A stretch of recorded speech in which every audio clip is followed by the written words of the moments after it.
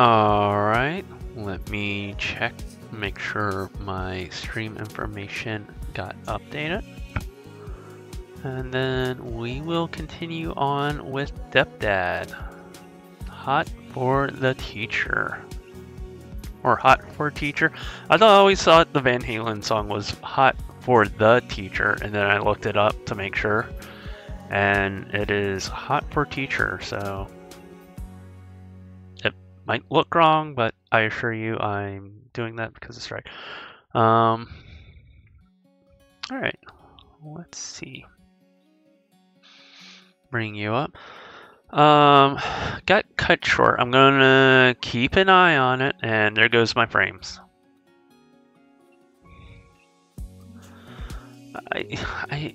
Why is it when I try to stream this one game, my internet goes to shit?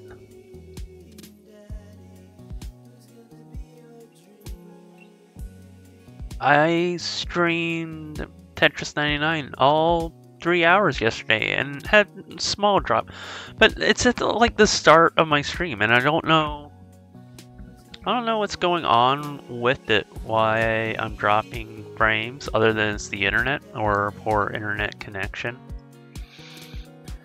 But honestly, it's annoying. And maybe it's just where we are right now.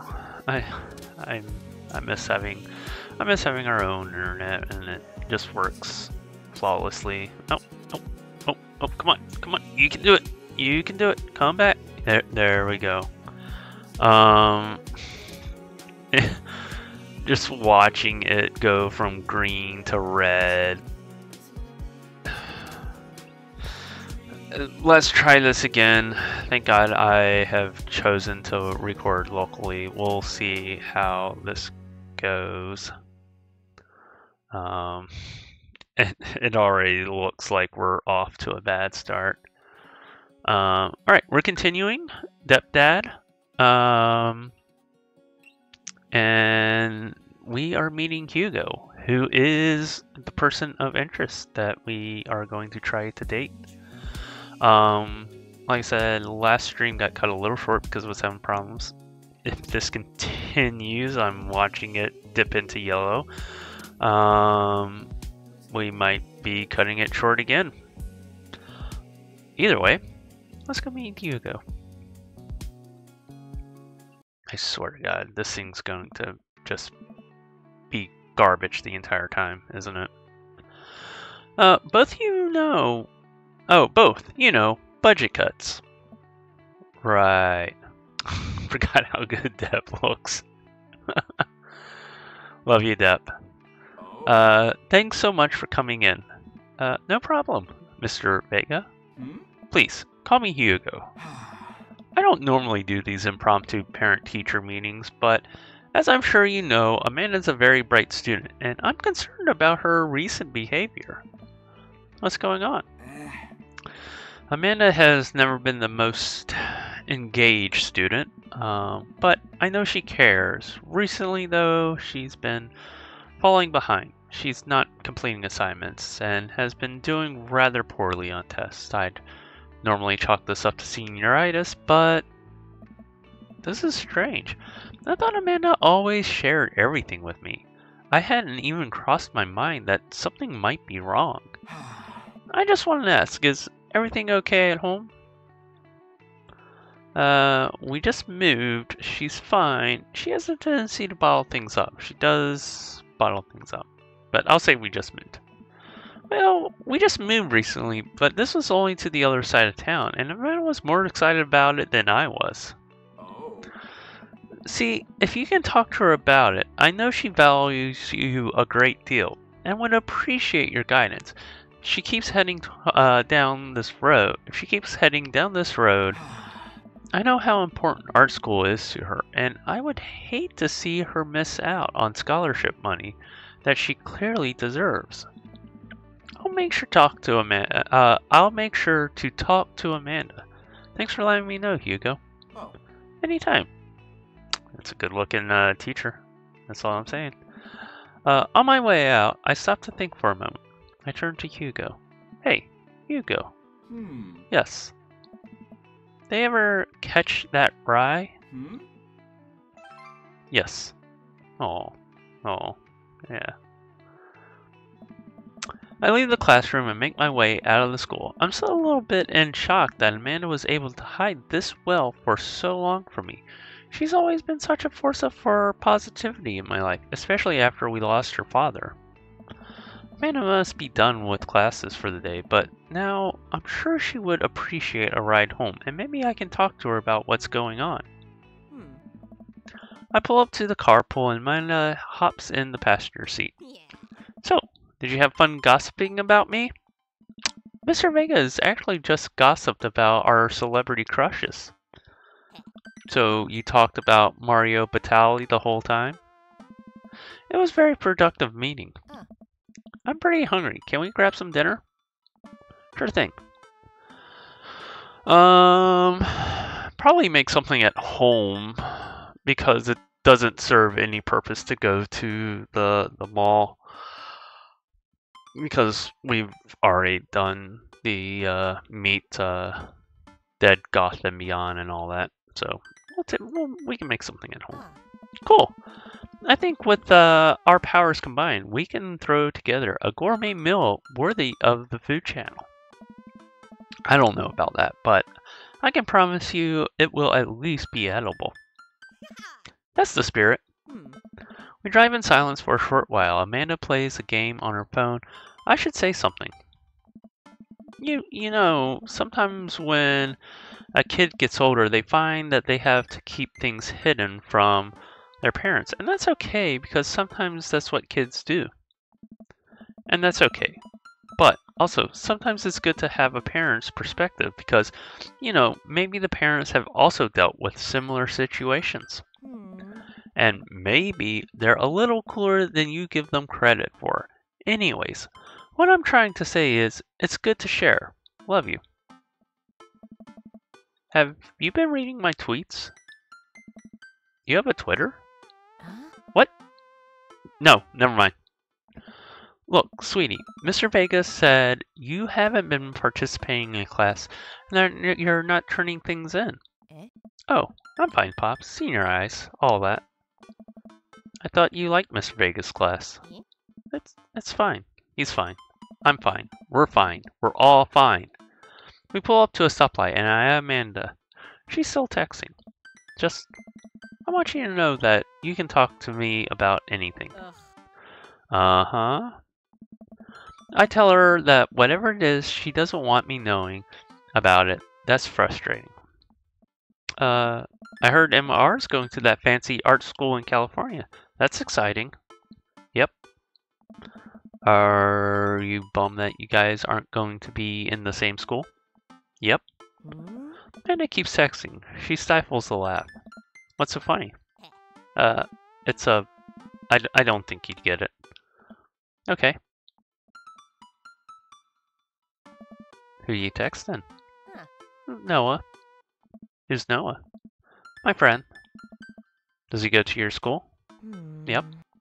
Do you like Noah? What? No. Ew. Gross. Dad. Jeez.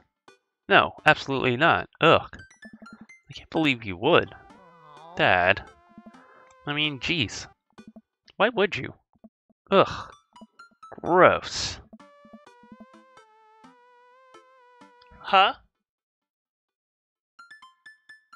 Oh, I thought Brian was talking to me.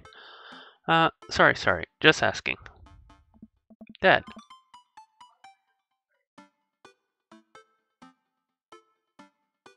He's just my friend. Sorry, I'm getting distracted by it. Guys and girls can be friends. He's my friend. Okay. Jeez. This is going super well. Well, good talk. Love you, kiddo. She leans forward and turns up the radio. I guess that conversation is over. Hello, Red. Hello, dropped frames. I'm sorry for the dropped frames. Oh, wow. It's dropping frames like crazy. Here, I'm updating my title to AKA known as dropped frames.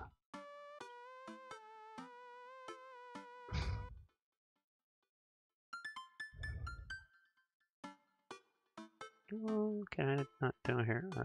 Okay, I gotta do it from... Oh, there we go.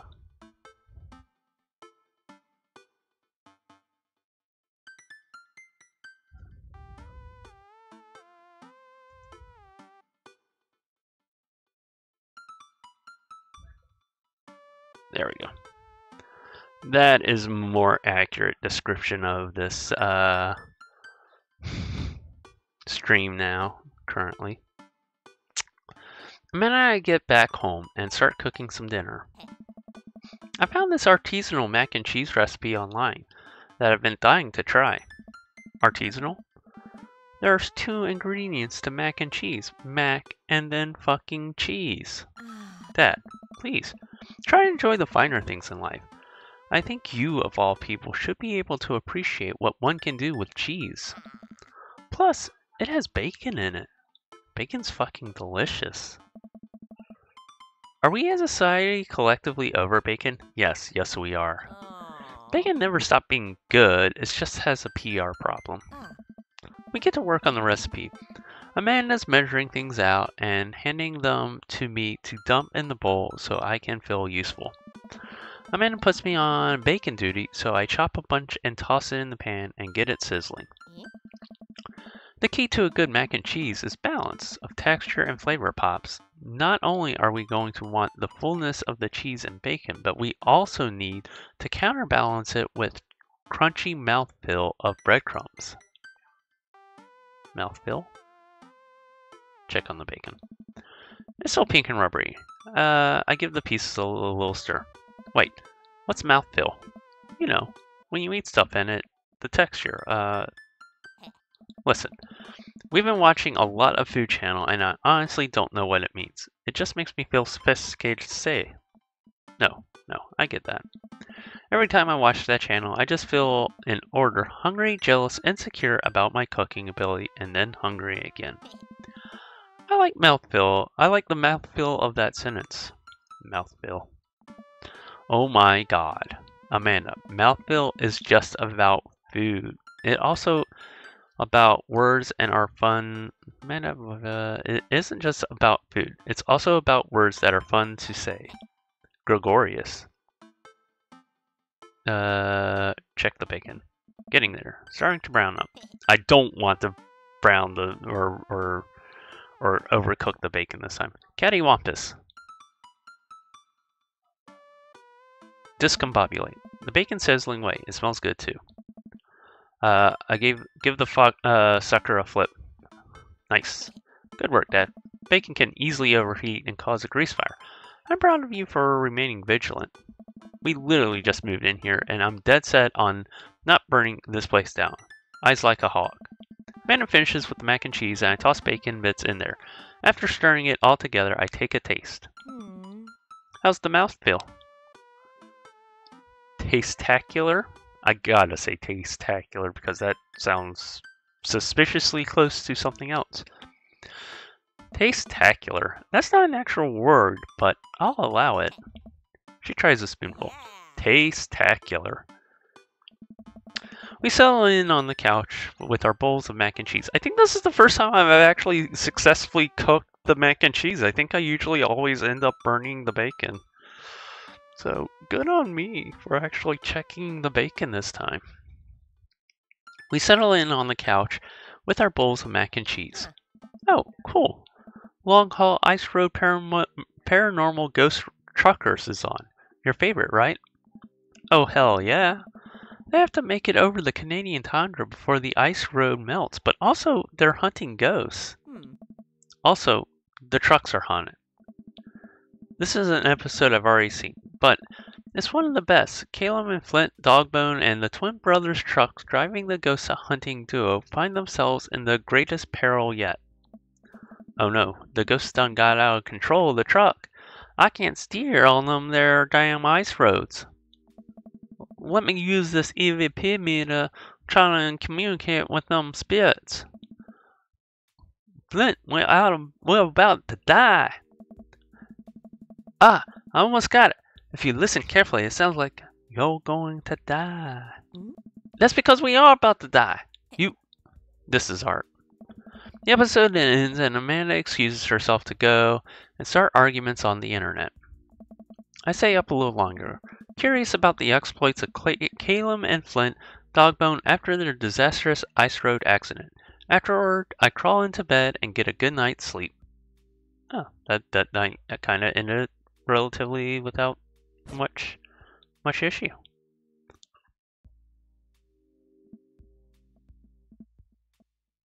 Z. Morning, sleepyhead. 5 more minutes. You have never ever let me have 5 more minutes, so get up. Fine. We have cereal for breakfast and spend the morning putting together furniture. Amanda is much better at interpreting the tiny manuals. We're able to put together a few shelves, one desk, but I'm pretty sure it was supposed to be a bookcase. So, you excited for the cookout today? Excited to beef up my grilling skills. If there's food, I'm excited. If there's food, I'm excited. That definitely seems like Depp. I'm all over those terrible store-bought sugar cookies that everyone brings to those parties. Yeah, those are bad. Which means there's more for me.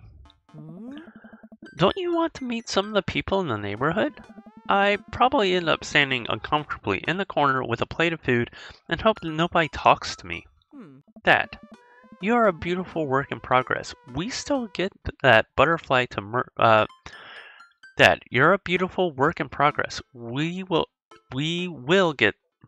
I want to reflexively say will. We will get that butterfly to emerge from the cocoon. That's why it was weird for me to read. The social butterfly. Well, we better start getting ready. We definitely don't want to be late. What? No, we have to be fashionably late. Who shows up to a cookout on time? You know what? We're going early just because you said that. I head out the door. Amanda reluctantly follows. We walk across the street to Joseph's house with a store-bought veggie plate. I'm a terrible cook if it doesn't involve a grill. Why didn't they make the mac and cheese? They just made mac and cheese last night. That was very good. Remake the mac and cheese.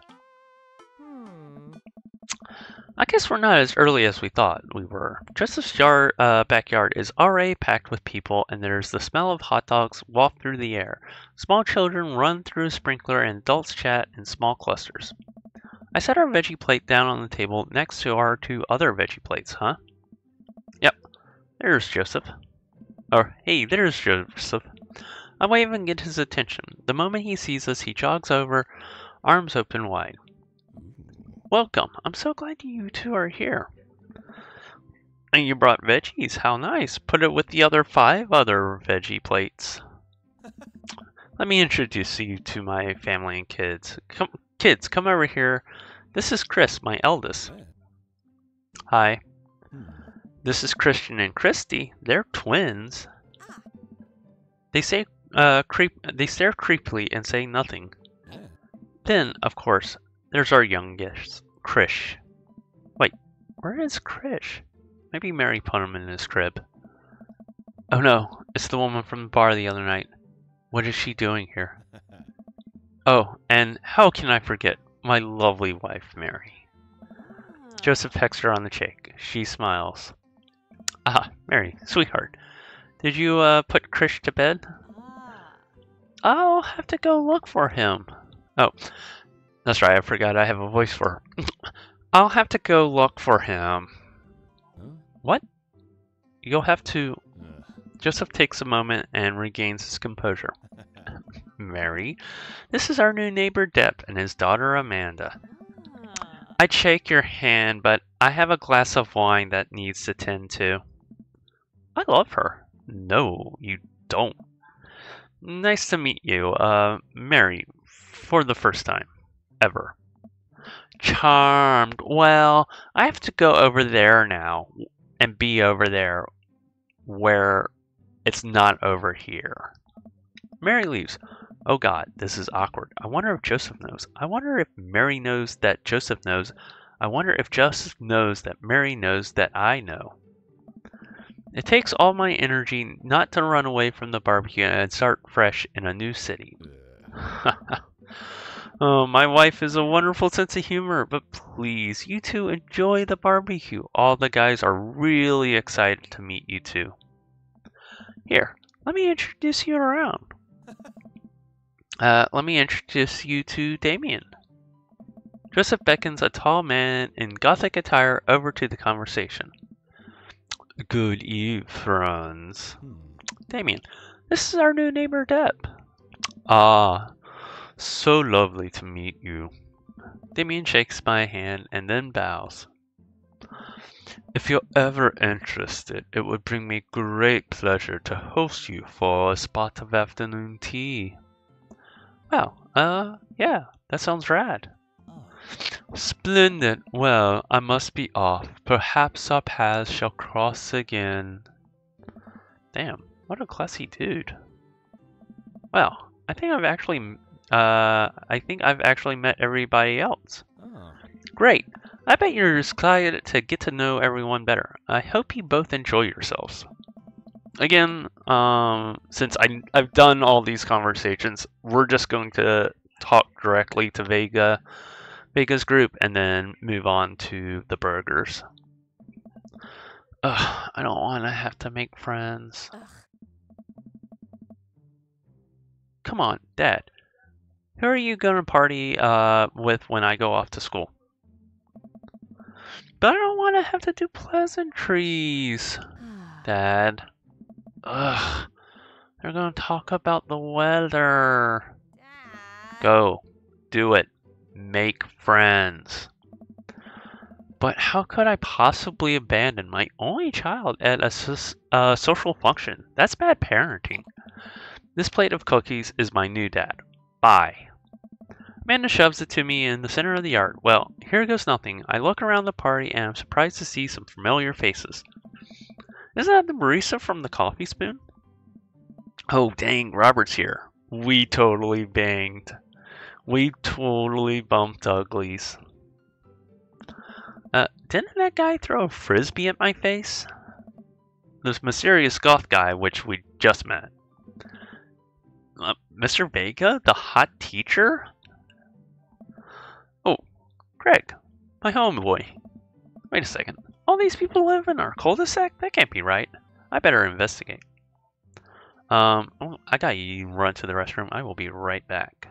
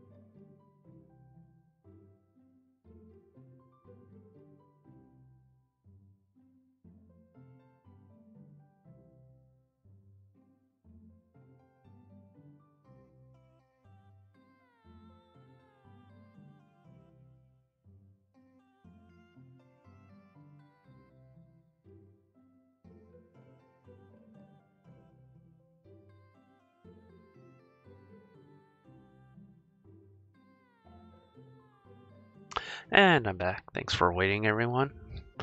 Let's bring up the game. Alright, we are going to talk to Matt, Hugo, and Craig.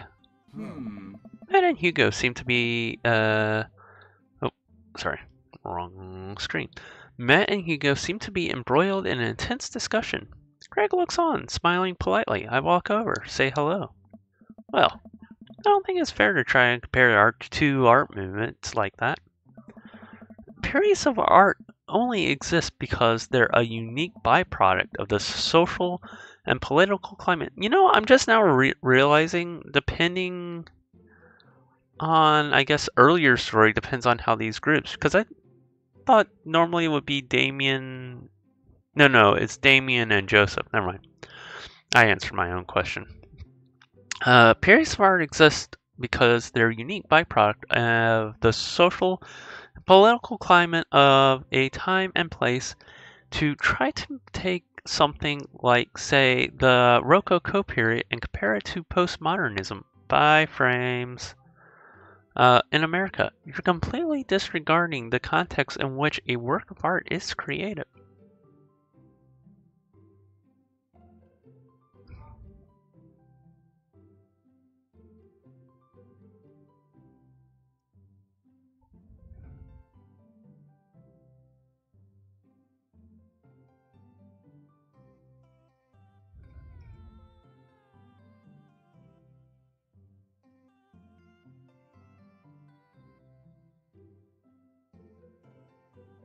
These drop frames are killing me.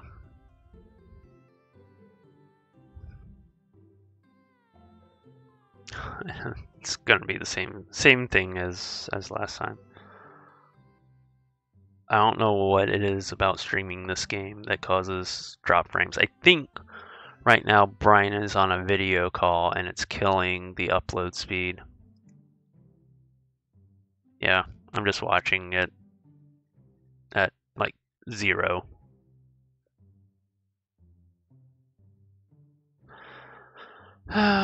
Zara is great. Matt and Hugo seem to be so busy talking that they don't notice me. Greg leans in. Dude, I have no idea what's happening. Listen to Matt and Hugo because I am trying to get with Hugo here. That kind of comparison just illuminates the reason art movements are so important in the first place. You're not wrong, but I think there's no harm in comparing one work of art to another. You could definitely say one painting is better than another if you're evaluating technical skill from a purely formalist standpoint. Kind of curious to see how bad this looks.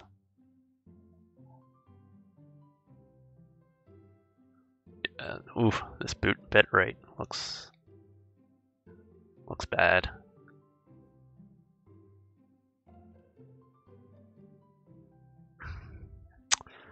Formalist standpoint. If I showed you a Matisse and then something by Dutch masters, actually it doesn't kind of matter.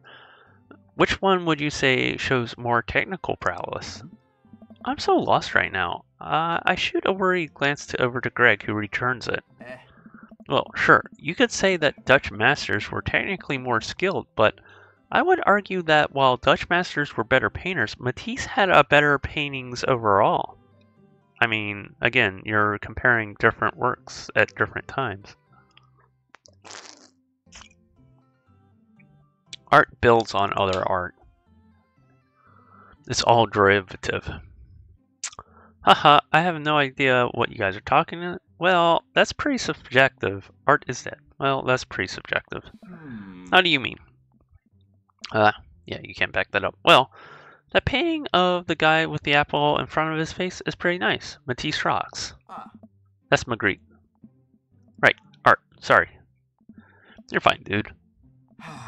We're just discussing the importance of context when talking about artwork. Listen, all I asked was if you like Van Gogh or Picasso better. Again, I don't know why you would compare those two.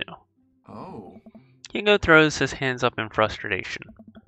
But they represent two completely different art movements. How could I possibly choose between the thick, creamy impasto of post-impressionism and the abstractionist beauty of cubism? Great question. You're 100% right. Can you like one better than the other? I think so. But to compare the two would be a fallacy. Man, that's all way above my head. No, it's not. That's pretty basic art history 101 stuff. Me too. Haha, it's all good, man. The cool thing about art is that we all perceive it differently. A single piece could have totally different effect on each person that looks at it, and that's awesome. Oh. Just 1 minute, 1 minute about that. Hugo, please. Oh. Sorry. I get really fired up about this art stuff. Deb, how are you liking the neighborhood? It's very nice. Everybody's been super friendly. Hey. Seems like your daughter is fitting in just fine here. Matt points across the yard where Amanda, Daisy, and other young girl are playing. They're all sitting cross-legged in the grass, picking weeds and weaving them to little flower crowns. It's pretty adorable. The girl I do not recognize jogs over to us. Oh. What is it, sweetheart? It's a flower crown. I thought you'd look cute in it. Hey. Well, there's only one way to find out. Matt takes the flower crown and places it on top of his head. On top of his head. Sorry, it's really dry down here, and I'm doing a ton of talking, so I'm going to be drinking a ton of water.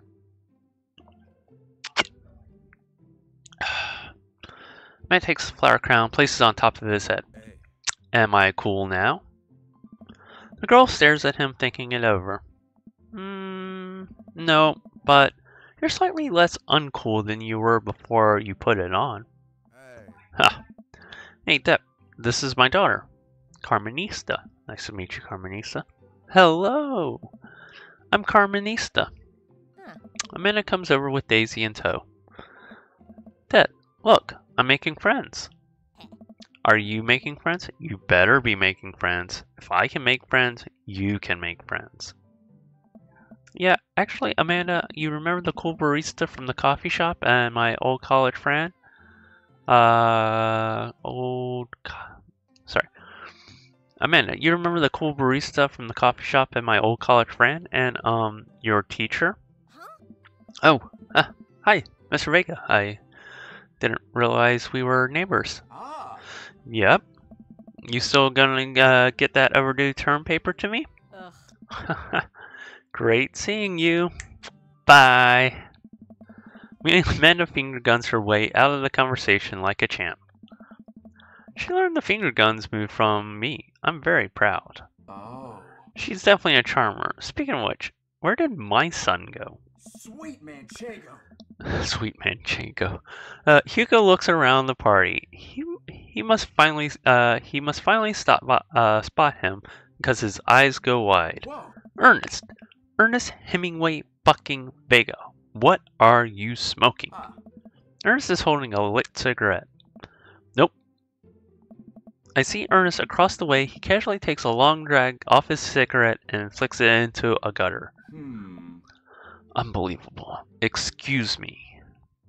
Hugo marches over to Ernest and I turn my attention to Matt and Greg. Kids, holy fucking shit.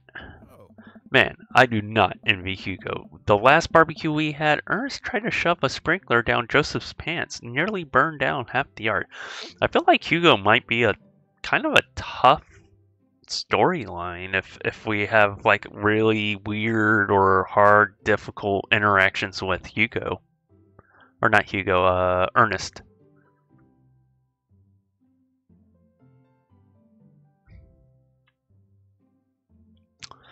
Let's see. And the barbecue we had before that, he actually burned down half the yard. And then it spread into my lawn.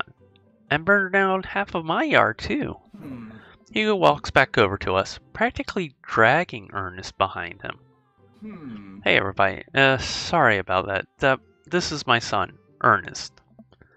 Hello. Ernest looks away, sulking, his hands shoved deep in his pockets. Hugo nudges him impatiently. Hey. Nice to meet you. Ernest, what grade are you in? Does it matter? Oh. Ernest. Okay. I'm in 8th grade. God, are you happy now? I'm sure you were just dying to fucking know. Yeah, good for you. Good, Oh. good son. Can I go now? I'm tired of talking to old dudes who blame my generation for the failing economy. Wait, I hear you. I feel you, Ernest. I really do. Ouch. Ernest. Oh, yeah, because I'm totally embarrassing you. Ernest puts earbuds in and storms off, stands in the corner. Well, that was certainly something. He seems nice.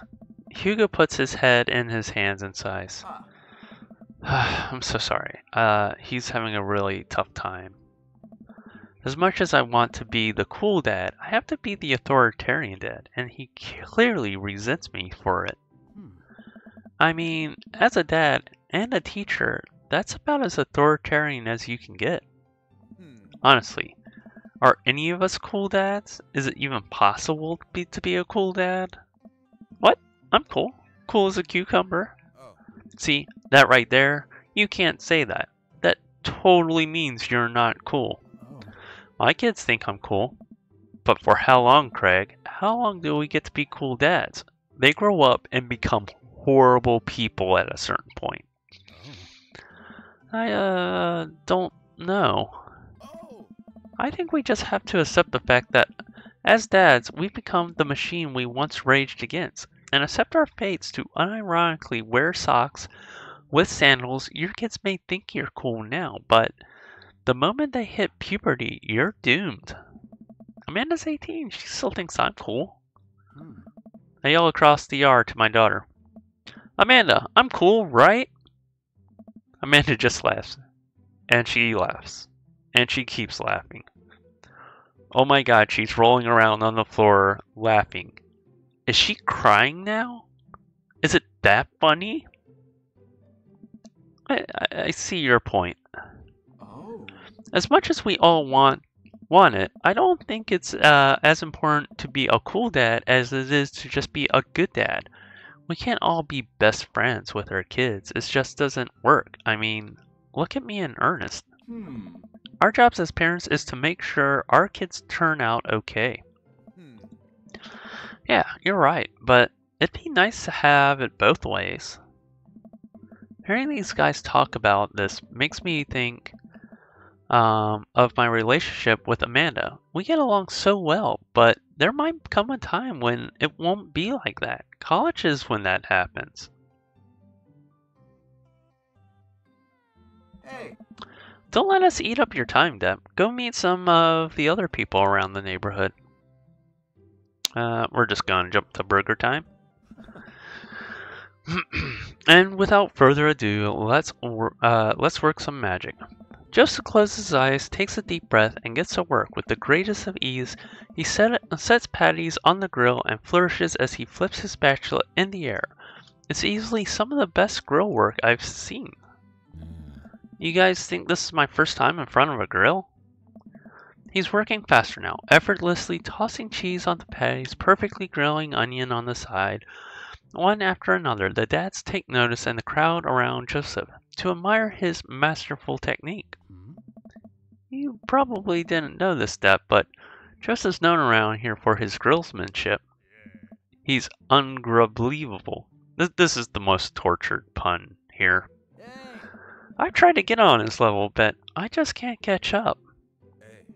Let us keep studying, and he has a rare quality about him. Mustard we keep talking about this? Can't we just appreciate the artist? I've never seen him make a mistake. Okay, we need to stop. It's getting too cheesy. Please stop. For the love of God. Stop it. Just stop, all of you. My God, my internet. Ugh. These frames are killing me. All of the children at the party boo and glory. I'm kind of curious to see if his meeting ends and like my upload speed goes back up. I have everything else closed. Unless it's the game itself, which that would be kind of weird. All of the children at the party boo the glorious display of puns in unison. Yeah. Alright guys, food's ready. Please, form an orderly barbecue. Amanda groans. We all grab our food and hang out, enjoying perfectly cooked cheeseburgers. Oh. Man, it's so wild how all of us dads live in the same cul-de-sac. Hey. Kinda nice, isn't it? Feels like there's a real community here. Totally helps when you're just a single dad trying to raise a kid.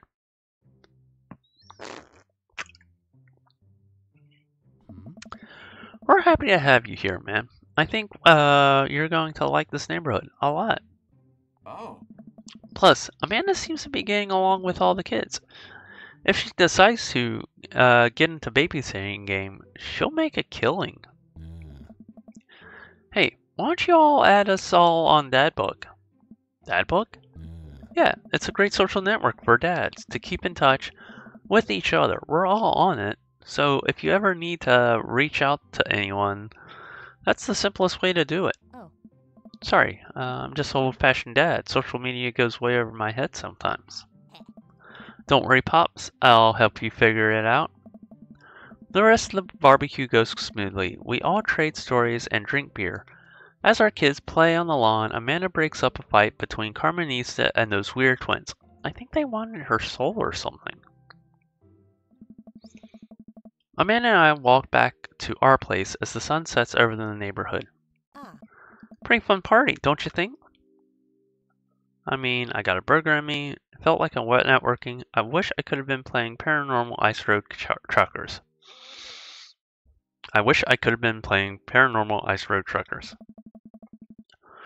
You and Daisy seemed like you were having a way better time than I was. Alright. Because we were.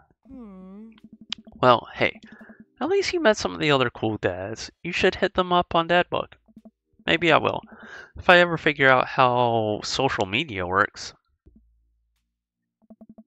I have a good feeling about this place. Me too, Dad. Me too. Alright, Dadbook. Amanda and I arrived home with the remnants of our veggie plate. Seems like nobody really was into the cauliflower.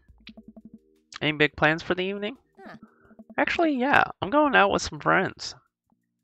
Oh. Is that okay? Of course. Just keep me posted and be home before midnight. You got it, Dad. And be careful. I will. Make good choices. Of course. And call me if you need anything. Dad, are you going to do this thing where you wait silently for me to come home in the living room with all the lights off, are you? Yes, because you never answer your fucking texts while you're out. What? No, I've never done that. I will never do that. Okay, do you have plans tonight? My plans were kind of to eat ice cream and watch TV with Amanda, but I'll find something to do. I'm gonna work on some stuff, see how long I can sleep for it, throw a party, work on some stuff. You know, that stuff. Just relaxing tonight. Have fun, okay? Great. See you later. I watch Amanda drive off into the night. I really do hope she has fun. I plop down in front of the TV and turn on some Wine Dine and Mastermind with celebrity chef Gavin Chapman. Looks like Gavin's making a roasted rack of lamb with rosemary and mashed potatoes. I'd love to be able to cook like that, although I think if I were actually good at cooking, I'd use my powers for evils like making baked Alaskas all day instead of any food with real nutritional substance. Man, Gavin Chapman just caught that thing on fire, but he meant to do it. That's a professional. I lose track of time as I blaze through several episodes of Wine Dine Mastermind and also one episode of some cooking show called Meat Hell. I'm not sure what that one is about. It's a lot of yelling.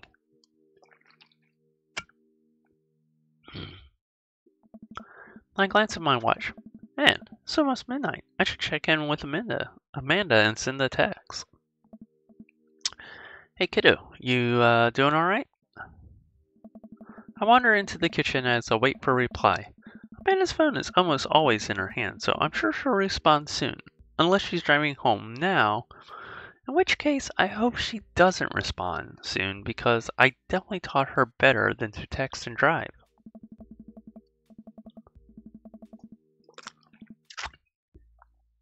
I reach into the freezer and grab ice cream sandwich. It's a little late for this, but I think I've earned it after a long day of socializing. I check my watch again, and then my phone. Nothing yet. Okay, now I'm worried. Do I call her? Do I call the cops? No. Too soon for that. I'll just send her a gentle reminder text. What's up? Half an hour passes by. Now I'm really worried. The episode of Gavin Chapman's Meet Hell are not only assuaging my anxiety, but possibly exacerbating it. With all the yelling, so I keep pacing around the house, waiting for her to come back. Why didn't I find out where she's going? Who she's with? Why don't I know any of her friends' phone numbers? Sorry, I saw a pop-up. Why don't I ever know any of her friends' full names? Who's Emma P? I decided to send her another text. Hey, Amanda, please text me and let me know you're okay. I can't help but think of all the awful things that could have happened to her. Oh, thank God, it's her. Amanda opens the door and shuffles in. Finally she's back home. I'm glad she's okay. So, sweetie, thank God you're safe. Yep. But now that I know she's okay, I'm really mad. Why didn't you answer my text? Amanda pulls her phone out of her pocket. Oh, whoops. I guess I didn't see those. Water. Amanda Ann, in fact, right? That's her name. Amanda Ann. Whoa, we're pulling out middle names now. Amanda, you came home an hour and a half after your curfew and you didn't respond to any of my texts. You really freaked me out. I was about to call the cops. Dad, you're seriously overreacting. You're not going to be like this when I go off to school, are you?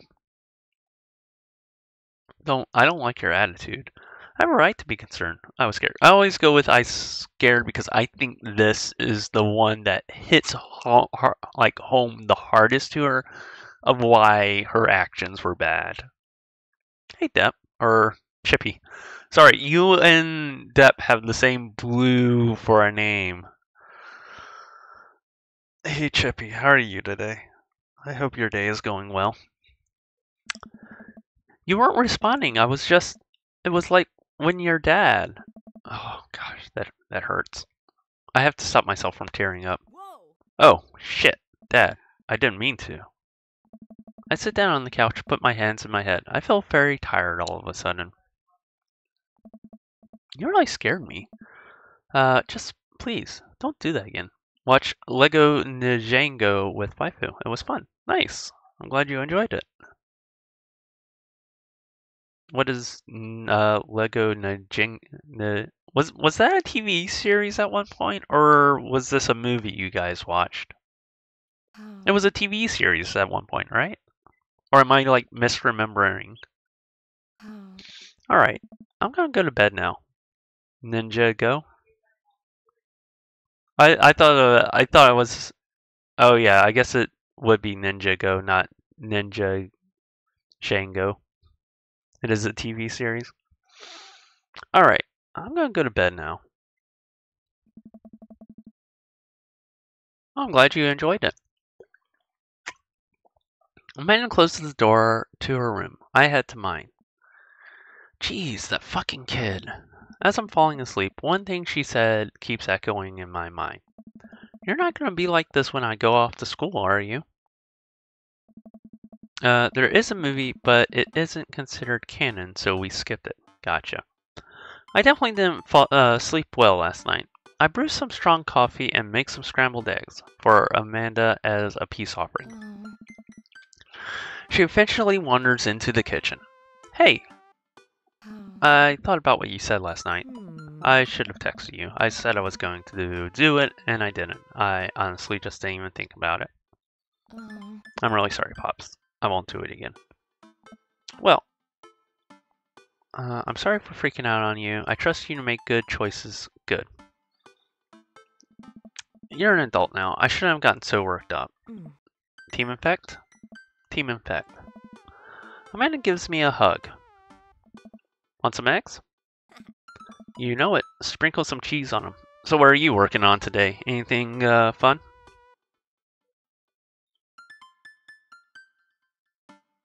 You know it. Sprinkle some cheese on them. Already did. Bless you. Amanda scarfs down some eggs in the time it takes to wash the pan. Alright, I'm off to school. Smell you later. Wait, one more thing before you go. What? What's Dad's book? What's Dad book? It's a social media platform. Wait, what? What's a social media platform? Not doing anything significant? Well, I meant like in general. Any doom programming happening lately?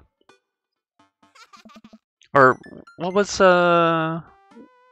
happening with the Jasper game? What's been going on with that? Sorry, I gotta drink like excessive amounts of water because like the air is super dry here.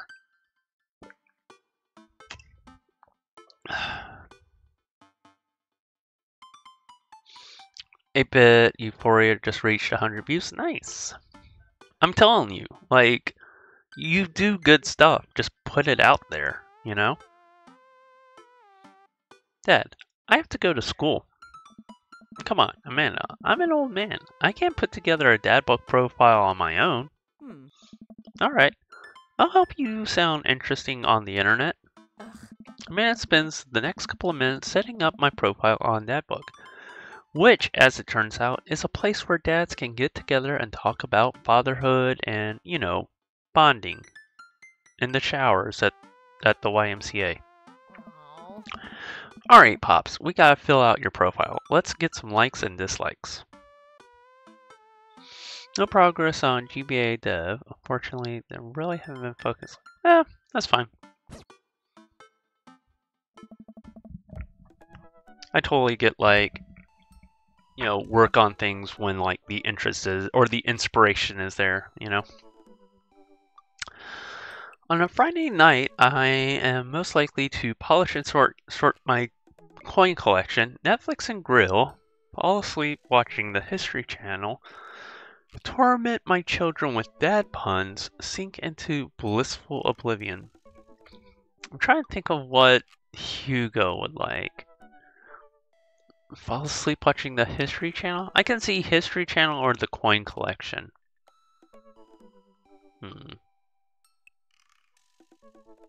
Let's say polish and sort my coin collection.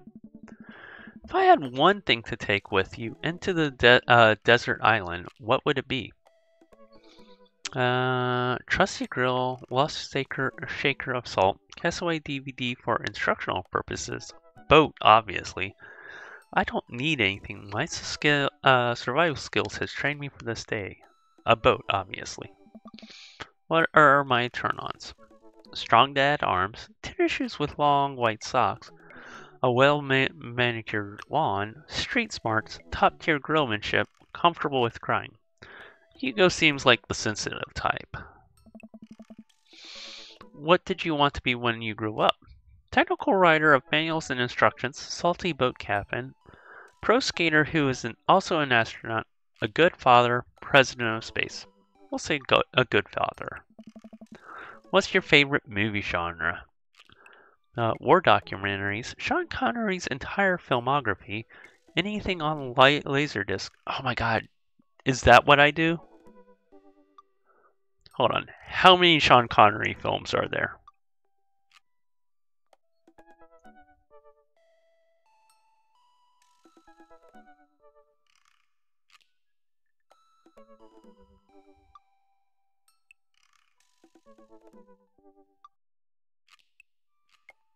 How many films are in the Sean Connery filmography? Because I'm like, holy shit, this is genius. Is Sean Connery who I do next after After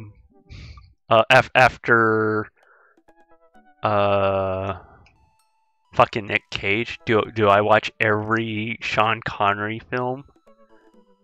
Because admittedly, Sean Connery has way more good films than bad films, right? Oh, it is a big list. Alright, I'll have to get a count on this. This could be something. This is what I could do after the Nick Cage thing. Oh man, Highlander, yeah. This has real potential.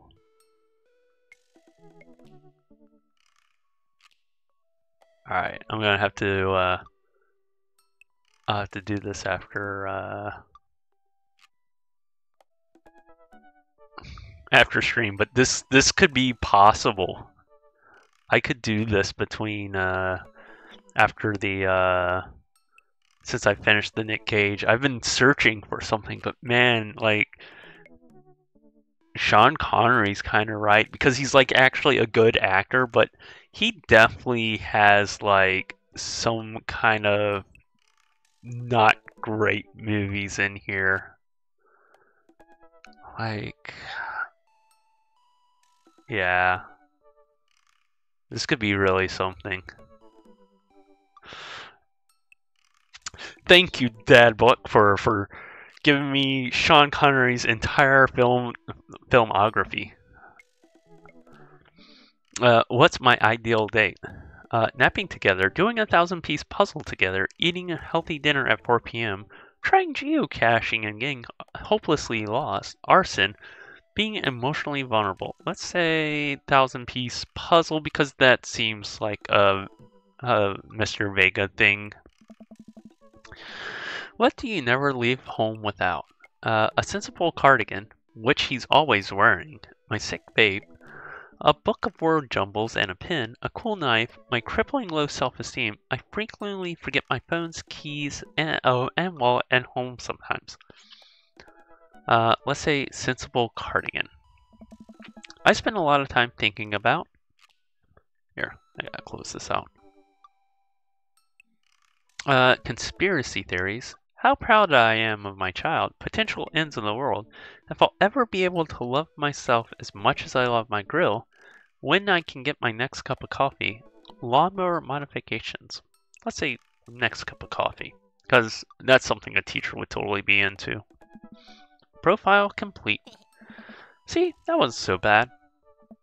Yep, that was actually kind of fun. I could totally spend all day on here just looking at people's profiles. You should message one of them, or more than one of them. All these dads seem pretty interesting. Okay, I promise. I'll make some friends. Amanda gives me a hug. Go get him, Dad. Alright, I'm going to pause this real quick. Quick break.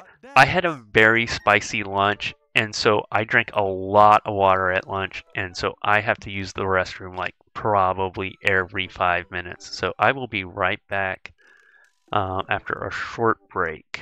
Let me get this off. Alright, we are messaging Hugo. Leaving only Robert to be the, the last one. Thank you for the welcome back. Middle school teacher, high school teacher, writer of scholarly articles on 18th century literature for various esteemed publications. If you're on here to tell me that my son put a cherry bomb in your trash, I know, and I'm sorry about it. On Friday nights, most likely to brew some strong tea and paint my miniatures. Okay, yeah, that's up there with coin collecting. If you had one thing to take with you to a desert island, what would it be? A Remembrance of Things Past by Marcel Proust. That's heavy reading. What are your turns on? Muscles? Hey, look at that. Dead has muscles. What did you want to be when you grew up? Movie star. That's actually a surprising answer. What is your favorite movie genre? Documentaries on art history. I should have said the history one. Which of us reads a different book on opposite sides of the what's your ideal date? Each of us reads a different book on opposite sides of the couch in comfortable silence. That does actually sound lovely and like a good time. Like when you can just like be in a room with someone and not feel like you need to fill the air with conversation, just be comfortable with them. What do you never leave home without? My glasses. Actually, I forget them at home all the time. A lot, actually. I spend a lot of time thinking about. I worry that people who are against e-readers are more in love with the idea of books than actually reading them. I tend to agree. Alright, let's message him. Oh wait, I never read the Dad Manda. Hi Dad, it's me, your dear old friend from way back in the day, Dad Manda. I'm delighted to see you here signed up for our Dad book. They've recently added this exciting new messenger service, so you may find yourself receiving messages from other dads like myself. Take care not to miss them. Amanda, is that you? What are you doing on that book? Why, Deb, I have never known. We've known each other since business school. How could you possibly confuse me for your amazing and talented and easy to buy things for daughter? I thought I am, of course, flattered. You should buy Amanda more things. Amanda, you know I didn't go to business school. I barely even managed to get my degree. Wait, no. Wow. I didn't say that. You never heard that. This is gold. I was a great student, I swear. I graduated at the top of my class because I worked hard and ate all my vegetables. I'm totally holding on to this for later. Wait, do you remember what I majored in? I declined to comment. Cool. Alright. We are... First date. Let's message this hunky-looking teacher.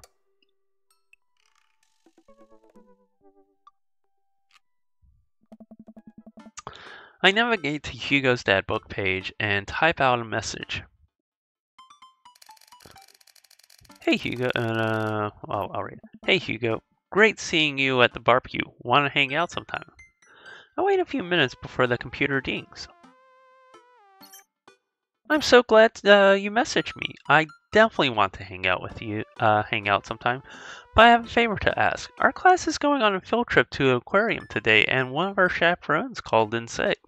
Is there any possible way you can come by and replace them? Oh, fuck yeah. Date at the aquarium. This should be fun. I think about it for a moment. Man, there's a lot of screaming kids that I'll be accountable for. And they're in middle school. Arguably the worst age to be. Oh, there was one more. I completely understand if you don't want to or can't make it, but I'm going to be honest with you here. And it's the middle school class. I need as much help as I can get. I think about it for a moment, man, that's a lot of screaming kids I'd be accountable for in their middle school. Arguably the worst age to be. I thought like maybe late middle school, early high school was the worst. Yeah. Even late high school. Everyone was too much like full of themselves in high school. Amanda silently trudges into the kitchen and pours herself a bowl of cereal, even though we just ate eggs. Her eyes are a little puffy, almost as if she'd been crying. This is very weird. Morning, Amanda. Morning, Pops. Hey, are you alright there, sport? Oh, of course. I'm fine. I just gotta think about Backstreet Boys. They had a reunion. The Backstreet Boys are back, alright? But they're different. Something's wrong with them. Like a dream. Like they're a dream someone once had but can no longer remember. And no one's talking about it. They just go on like everything's normal. Are you sure that's all you're upset about? You have to tell me what's actually wrong. but were they original or were they really the only ones? Are you sure that's all you're upset about? If there's, anything going on, I just want you to know that I'm here for you. I'll always be here for you. Wherever you need a shoulder to cry on or a strong dad to go kick someone's butt, I'm only a phone call away. Oh. Thanks, Popsicle. I appreciate that. But I'm fine, really. I'm unconvinced, but I'll stop badgering her about it. I'm sure she'll tell me when she's ready. So, am I going on this field trip or not? I feel like we just dropped the conversation quick. Hey, how was middle school for you? Oh, bad. But nobody likes middle school. It's 3 years of bad acne, crying, being generally terrible to everyone. Everyone sucks, no self-awareness. It's just a bunch of hormonal teenagers locked in a gross old building for 40 plus hours a week doing long division and starting fights over, I don't know, pizza day? Top 40s pop? Middle schoolers should be avoided at all costs. What was your middle school experience like? I don't remember. I didn't like it. I thought it was fine. Honestly. Mine was pretty low-key. Hey, Tater. How's your day going? We're about to go on our first date with Hugo. We're getting roped in to chaperone a middle school trip to the aquarium. I thought it was fine.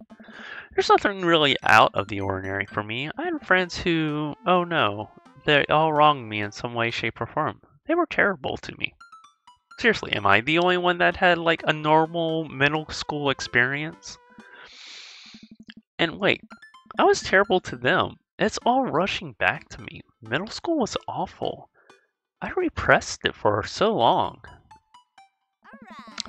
Dad, did we just have a breakthrough? I think we did. Huh. See, middle schools are reprehensible. Yeah, that's what I was saying. Like, I don't remember my middle school years being terrible. Wait, no. I did get bullied one time in 7th grade.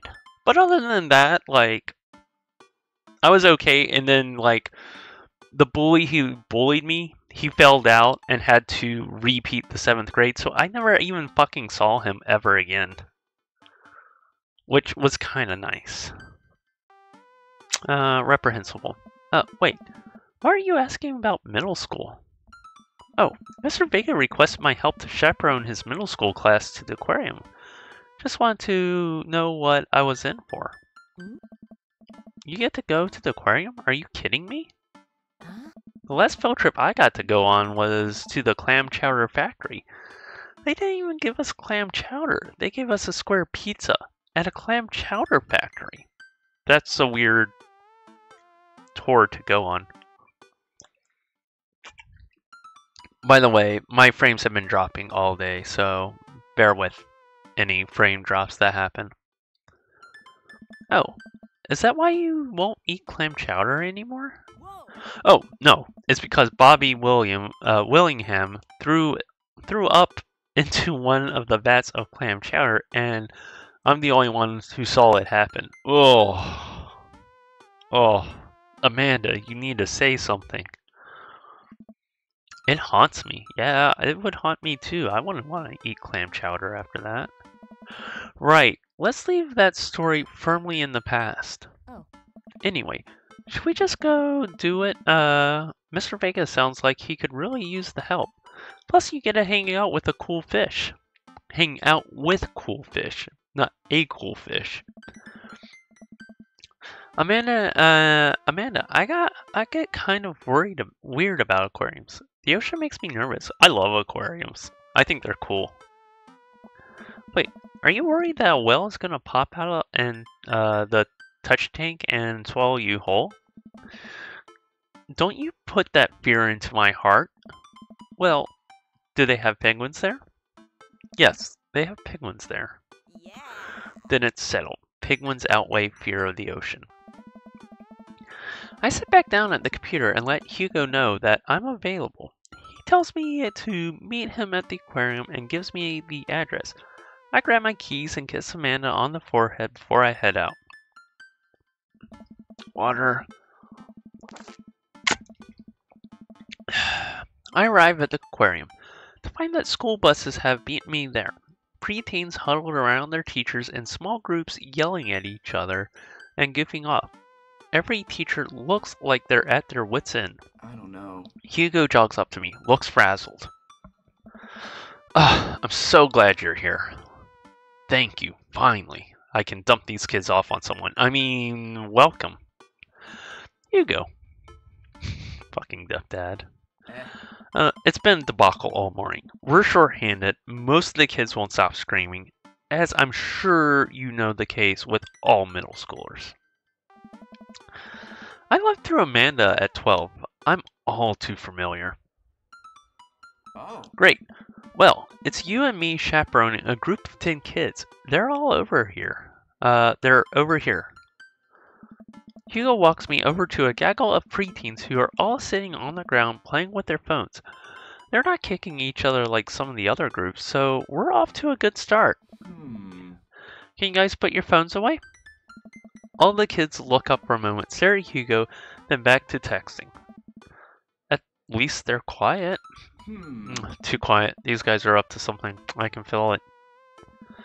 There's no way. They're too busy to think about not getting food stuck in their braces to pull any stunts.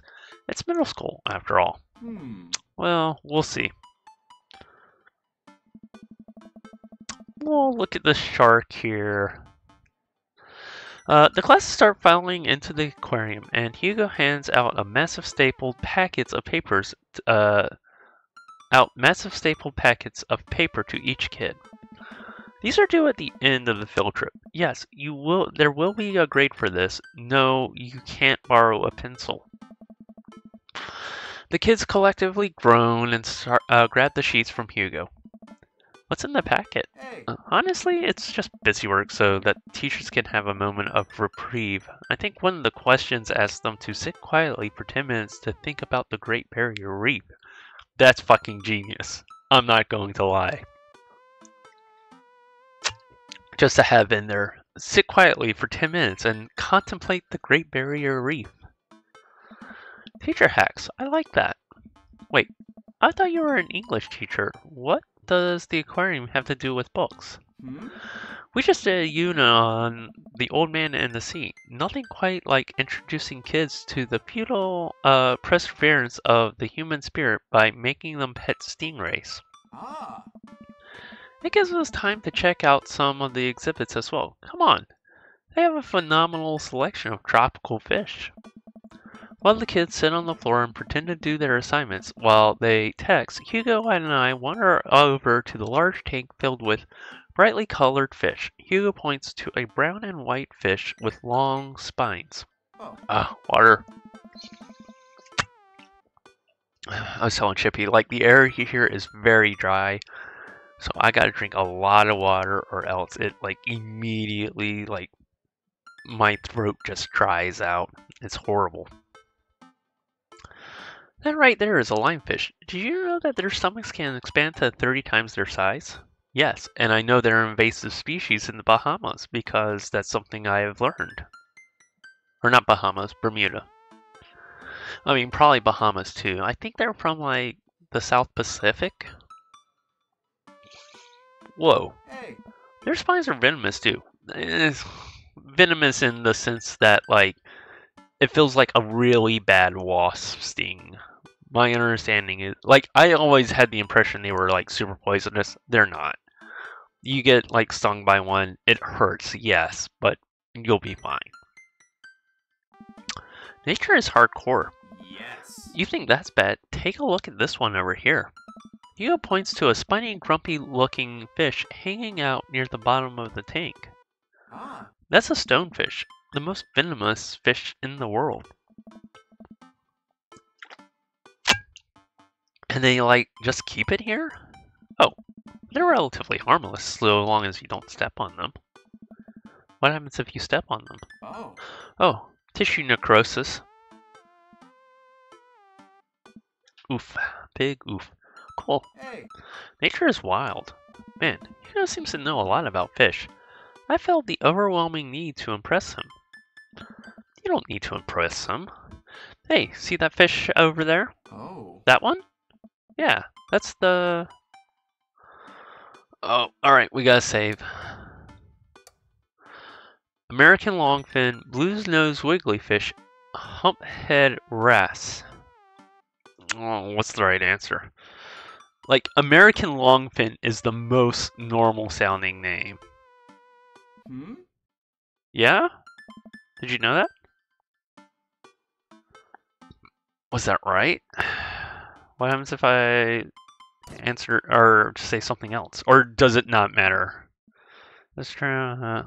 Hmm? Okay. I got hearts with that. So what's the last one? Do I get eggplants on the last one? Oh. No. Okay, so middle one. We're doing this correct all the way. Yeah, that's the blue nose wigglyfish. Oh. Yep, we got hearts. Yeah. Did you know that? Save again.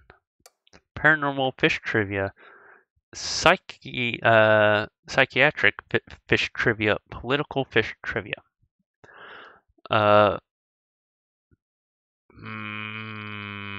Political fish trivia. This fish openly supports the legalization of marijuana. Oh, that was the right answer. We got eggplants with that. I didn't know it was so progressive. Times are changing, man. Oh. Wait, are you serious? Absolutely not. Sirius has a heart attack. I'm playing it for the gag here. Ah, good one. Alright, let's check, see what happens. I have to make sure. We got heart, so I'm pretty sure that's the Sirius has a heart attack. We're talking fish here. There's no time for jokes. Oh, okay. Definitely the other one. Absolutely not. I'm playing it here for the gag. Ah, good one. Alright, so he likes to kid around. We lead the kids to another room. Sharks, sea turtles, eels, and other marine life swim around in a massive floor-to-ceiling aquarium. The kids begin trying to take selfies with the sharks. You know, like, watch me have to do, like, a trivia game with him or something as, like, the like, little game that you play on, like, the second or third date. Oh, big stretch. Hugo leaves my side, separates two kids who start fighting over a Capri Sun. I walk around the room reading the tiny little blurbs about different fish swimming inside of the enclosures. After a while, I look around and see Hugo again. He's gazing up at the aquarium with childlike wonder. The ripples in the water cast blue moving shadows across his face. For someone surrounded by angry hormonal preteens, he looks completely peaceful. He looks really cute in this light. I hope it doesn't notice me staring. Wow. Oh. I'll walk over and join him. Beautiful, isn't it? I'd rather stare at you. We learn a great deal from Mother Ocean. Are those two sharks kissing? Do we just be super direct and say, I'd rather stare at you? Let's try the direct route. What? Oh. Hugo turns bright red. Maybe I put it on too thick. Come on. That's a great answer. Subtle then. Beautiful, isn't it? We can learn a great deal from Mother Ocean. A great many mysteries lie in the ocean. It truly is fascinating to be able to observe it in a setting such as this. Alright, that got us eggplant, so that was the correct answer. That's a very astute point, Depp. We stand together for a moment, admiring the wonders of marine life. We eventually make our way out to the touch tank room, which seems to be the only thing the kids are actually interested in.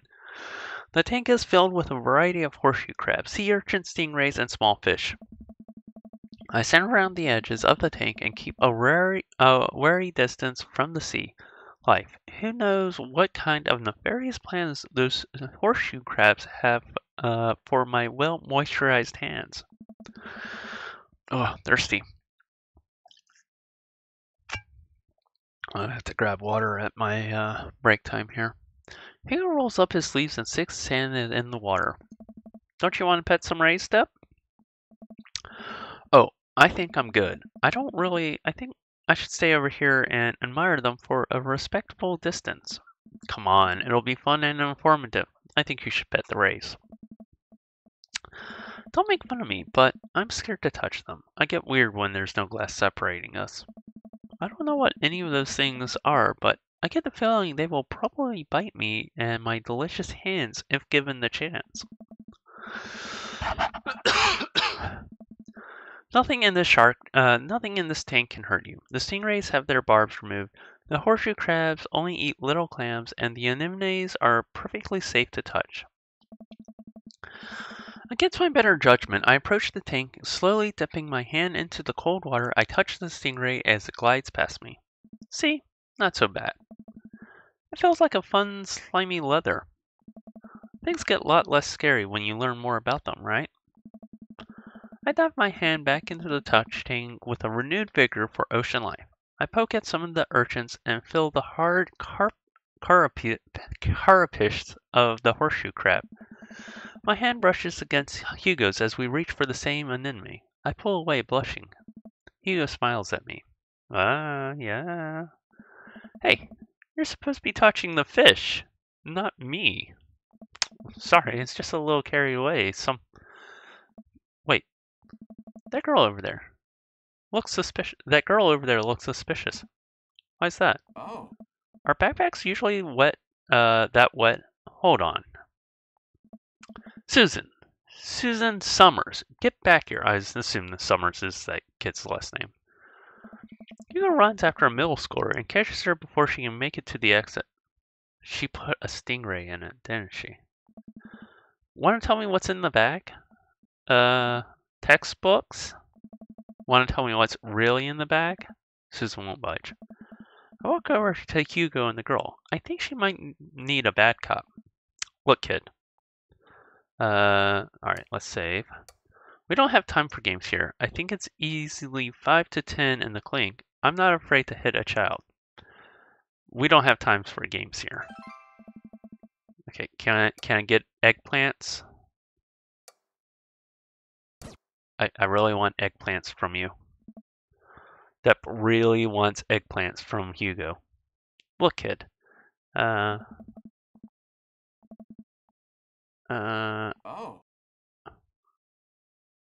I didn't get any response there, so maybe it's just hearts. It's the best I can do. I don't think it's I'm not afraid to hit a child. This is totally the wrong answer, but I'm going to do it anyway. Yeah, that's what I thought. Alright, it is the first one. I have to settle for hearts and no eggplants. Look, kid, we don't have time for games here. Whatever it is goes back into the touch tank now. Open stream, and the first thing I hear is Deb really wants eggplant from Hugo. I mean, it's true, right? Whatever it is, it goes back into the touch tank now. Hey, Deb, how's your day going? You're not a teacher. You can't tell me what to do. Oh. Yes, well, I am. Can you please put the bag down? We're trying our hardest for Hugo. So far the dates have been going well. Well, this is the first date, but everything's been going well. I assure you. You've gotten some eggplant responses. Next time, we won't say please. Susan glares at Hugo for a moment before dropping her bag on the floor. It lands in a wet slap. She stares at a moment before it starts to move. What? Hugo leans down, unzips the pack. A horseshoe crab frantically scuttles out across the floor. An employee swoops in, scoops it up, and places it back into the touch tank. Of course, I would not want you to not get with this beautiful man of a teacher here. She gives a disapproving look. Jesus, Susan, What was your plan? What are you going to do with the horseshoe crab? Once it dries out, it's going to start stinking and smell fucking horrible. I was trying to free him. To where? Outside where he's going to die because it's dry and doesn't have access to water? Susan, go back to your group. We'll discuss this later when we get back to the school. Yeah. And hands where we can see him. Susan sulks off, leaving me alone with Hugo. He gives me a pat on the shoulder. Middle schoolers have sticky hands. I doubt that's the first time that's happened here. Or the last. People shouldn't be doing that. In the next room, we see a variety of smaller tanks, sea urchins, tiny fish, and rainbow of beautiful underwater plant life surround us. Oh, I guess I should fill you in, Deb. You got roped in for your first date as a chaperone on a middle school trip to the aquarium. So it's going well already. Look over here. Hugo points to some big seahorses gathered at the bottom of the tank. One of them is in the middle of giving birth. Hey. That's actually the male seahorse. Sort of takes fatherhood to a new level, doesn't it? Hey kids, come check this out. There's a male seahorse giving birth. A low murmur from the students. They just jump back on their phones. Fun fact, male seahorses can even give birth and then get pregnant in the same day. That is quite a busy day. Man, we thought we had it hard. I wonder if they have to deal with their kids' awkward teenage years too. However, many thousands of them. You seem to know a lot about marine life, Hugo. Yes. It's not really my specialty, but I do make a point to learn as much as possible whenever I can. I think that learning shouldn't end when you leave school. We should challenge ourselves to find out more about the things we don't understand every day of our lives. Because if you stop learning, I don't think you'll ever be able to grow or change as a person. I kind of believe that too, there, Hugo. Good point. But I still don't trust the ocean. We'll get there. We finally make our way over to my favorite part of the tour, the Arctic exhibit. Do we get to see the penguins? Yes, we get to see the penguins. Hell yeah. Fuck yeah, penguins. They already come nicely dressed in a tuxedo. What's not to like? Our group of kids runs around the exhibits. They won't stop tapping on the glass of the puffin enclosure, trying to get their attention. For at least a few minutes, teachers, chaperones, and students alike seem to be having a great time. What was I so worried about? This isn't too bad. Whoa. Hugo suddenly grabs my arm. Oh my god, there's a student in the penguin enclosure. Wait, just kidding. It's very bad. Is it one of ours? It most certainly is. Molly Henderson, Susan's friend. Fucking troublemakers, all of them. I look over to the penguin and see a determined-looking kid crouching behind a rock. She's hiding just out of sight of one of the employees. Over on the other side of the enclosure, I see the door to the exhibit ajar. Was it unlocked this whole time? We gotta stop her before the staff sees and bans our school for, life. Hugo looks around. I'll create a distraction. You grab the fucking kid. Hugo runs towards the puffin exhibit and addresses the entire room. Everybody, I have an announcement. The whole room turns towards Hugo. Here's a few facts I bet you didn't know about penguins. Everybody just stares at Hugo, confused. Well, this is my shot. I run to the enclosure and am greeted by a cold blast of air. I'm going to save here in case this is something that I need to repeat. Psst, hey. The girl whips around to look at me. Her nose is pink from the cold. You can't be in here. Come on. Neither can you. I try to walk over to the girl, but the ground is so icy that I just end up slipping. I catch myself before I hit the ground, but the girl still laughs at me. Contrary to popular belief, penguins are birds. Birds are traditionally known to fly, but penguins cannot. So I can understand some confusion when we're discussing the birdness of penguins. The crowd is still somewhat entrapped. Kid, what are you even doing? I'm letting the penguin go. They deserve freedom. Where are they going to go to? We're in the middle of fucking Maple Bay. They're gonna live in my closet. Fair enough. Worked in Evangelion. They can work here. This is an educational game. Only the best facts. Look, I just don't even have time to argue about this. We gotta get out of here. Not until I save a penguin. Little known fact is, penguins only live in cold climates. That's not true, actually. With some exceptions, so they don't all live in cold climates if you're splitting hairs for your homies. Oh, you got a little penguin. That's even better. This is what all these penguins inside of the enclosure are doing. Did I mention that they don't fly? The crowd's starting to lose interest. I'm running out of time. Alright. Save. Lay down the law. Try to relate to her. Bribe her. I mean, bribing always works. Lay down the law. I prepare to raise my voice at Molly and then hesitate. Is it weird for me to raise my voice to a stranger's kid?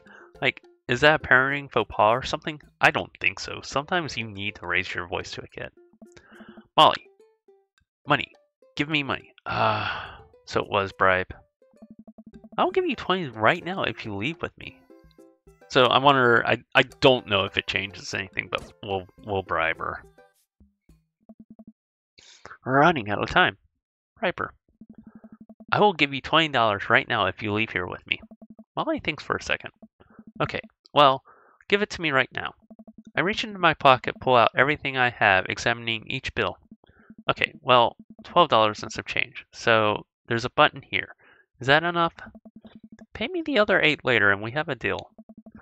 I move to shake in on our agreement before I suddenly realize there's a wave of penguins on their way out of the enclosure. We're going to have to block these birds. Is this a game? Do we get a game? That bird. Oh, what? Is this the game?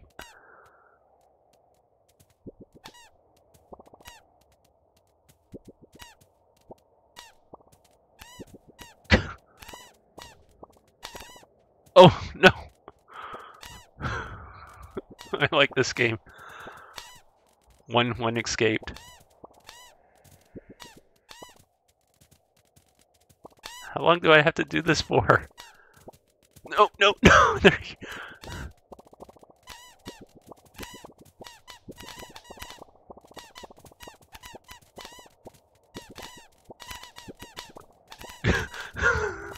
This is...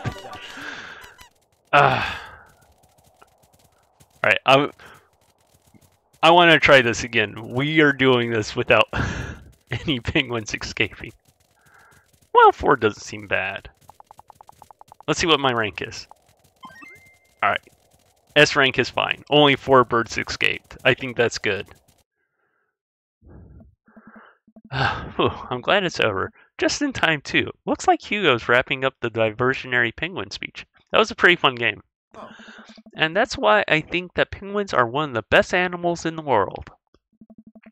A few people in the audience clap out of a sense of duty, but everyone starts dispersing. Hugo spots us from across the way and runs over.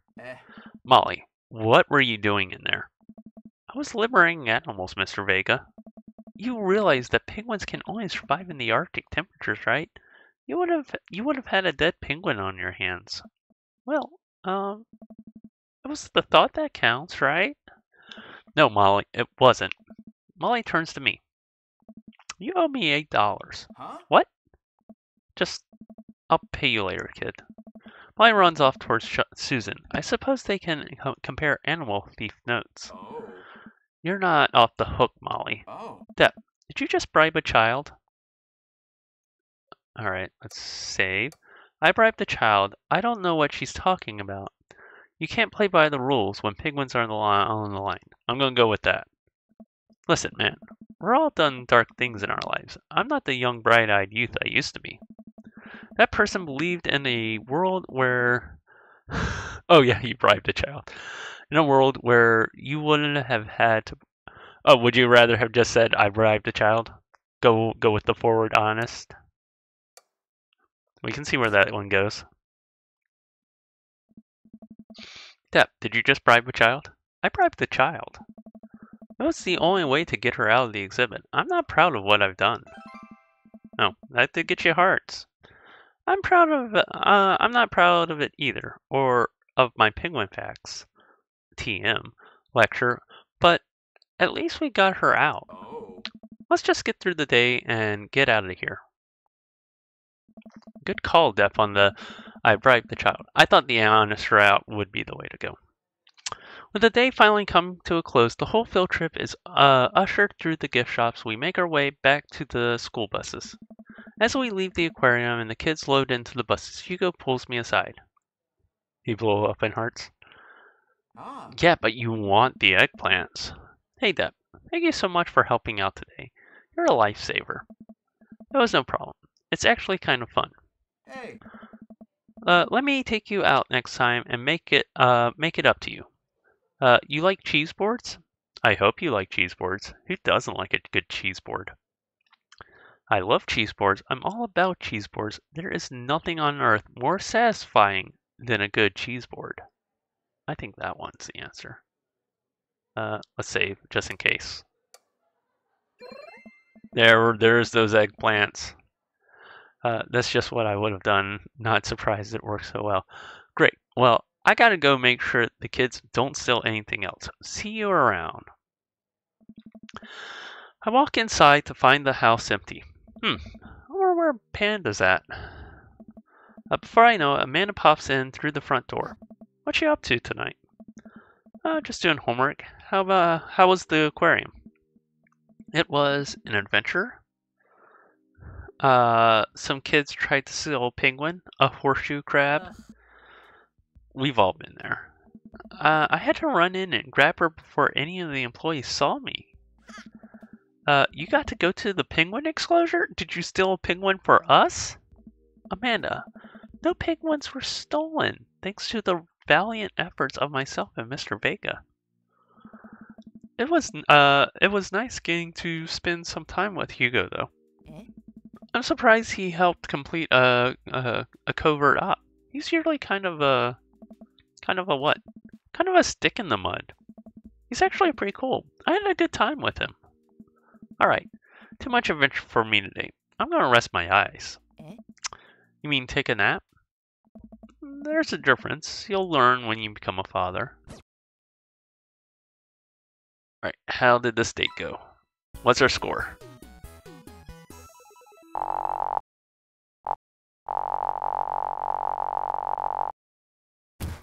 S rank. Yo, that's a good letter to get. S rank. I'm dropping frames right now, so bear with me. And with that, I've got to use the restroom, so we're gonna take a quick break. I'm gonna grab some more water because the air is drier than the Sahara here, and we will try to see if we can't get in the second date. I will be right back. Get up, stretch your legs, do all those things that you need to do.